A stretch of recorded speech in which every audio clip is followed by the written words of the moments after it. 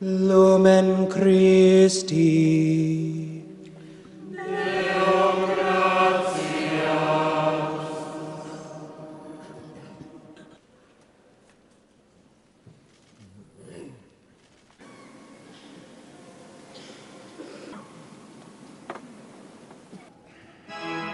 Papež Frančišek je med vigilijo v baziliki svetega Petra poudaril, da se v obrazu Marije Magdalene in druge Marije pred Jezusovim grobom odsevajo obrazi mater, ki vidijo svoje otroke pokopane pod težo korupcije, ki jemlje pravice in uničuje hrepenenja.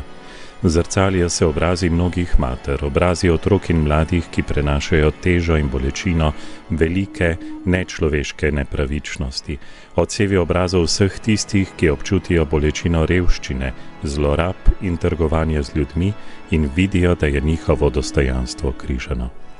Zato nas Sveti Oče vabi, naj oznanjamo veselo novico tam, kjer se zdi, da ima grob zadnjo besedo in da je smrt edina rešitev. Vabi nas, naj oznanjamo, da je Gospod živ in da želi ostati v mnogih obrazih, ki so pokopali upanje, sanje in dostojanstvo. Če ne pustimo Svetemu Duhu, da nas vodi po tej poti, potem nismo kristjani, je zatrdil Sveti Oče.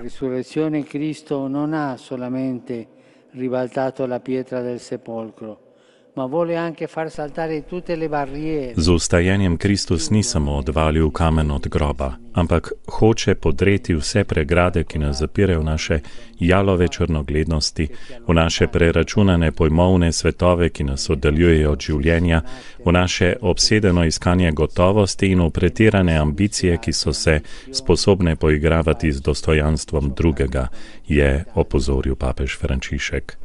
Predvsem tem pa se po njegovih besedah ne smemo vdati, ne smemo se navaditi živeti z grobom in razočarani. Bog nas namreč preseneča z odkritjem, da življenje v sebi nosi kal vstajenja.